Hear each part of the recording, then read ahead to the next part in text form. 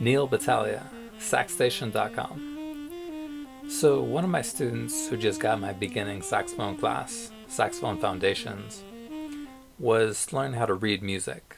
And he was telling me that it'd probably be easier for him, actually, if he saw the letter names, the ABC, next to the notes on the staff for the songs. And I actually agree. It would be easier if you know the letter names and match them up with your fingers. You can connect with that maybe a little bit faster if you're not as familiar with reading the notes on the staff.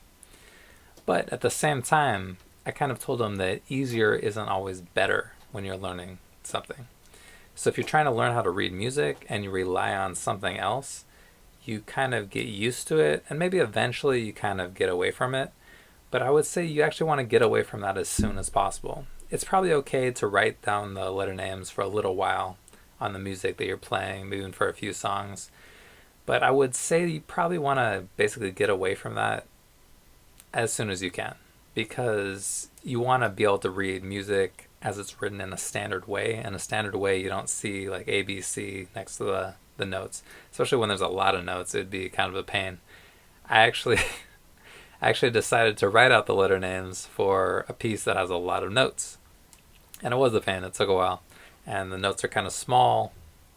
The letters I wrote really small and put it on all of them. I didn't do the entire piece because it's like 4 pages long. I just did a few lines of it. It's by Niccolo Paganini. And I've got the piece right here. Kind of looks like this. Got a lot of dots and lines on the page. So the piece kind of sounds like this. I'm going to play it somewhat fast.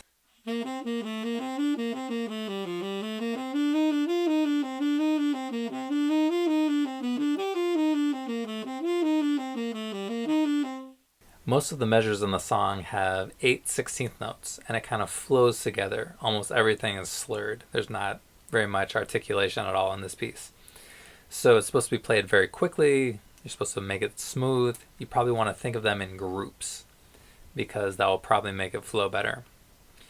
So basically, I wrote out all the notes even though it was a pain because I thought it might be a good tool. So if you look at this, you can kind of see that if you go up, you're going in alphabetical order, like A, B, C, D, E, F, G, and then after G it goes back to A. And there's a few accidentals. It mostly kind of stays in the key of C major. Anyway, no sharps or flats. But basically, I thought this might be good to look at. Even if you don't have your horn, you can kind of see how it goes up in alphabetical order, it goes down in reverse alphabetical order. I was telling this student that it's really good to know the alphabet in the order it goes in, which you probably basically know, but also in reverse. So right before A is going to be G. That's the kind of jump that's kind of a little bit different than the alphabet. But like A, B, C, C, B, A, the other way is also really good to know. And knowing that in phrases is going to be able to kind of help you.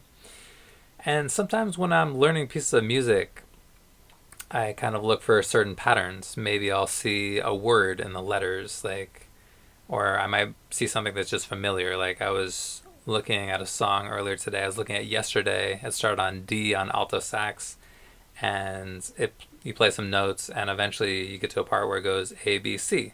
So in alphabetical order.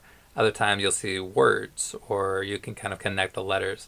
So sometimes I do think about the letters when I play, but when I really note a song, I don't really necessarily think about the notes too much. I might think of the starting note because you want to start in the key you want to play it in.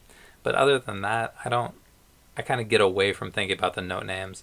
So when you're learning to read music, you might want to write down the letters at first, kind of get used to it, but kind of get away from that as soon as you can.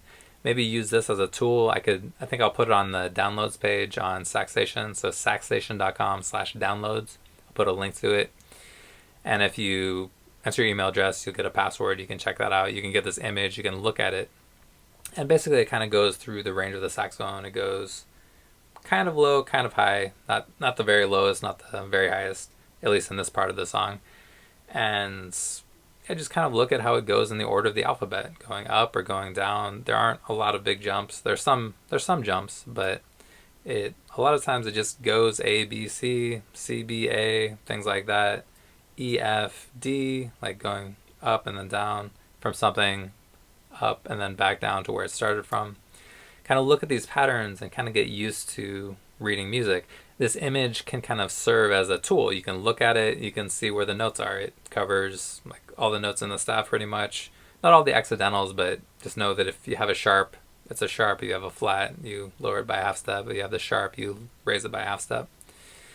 And yeah, check out this image, see if it helps you. Let me know if it helps. And if you're interested, check out my beginning class, Saxophone Foundations.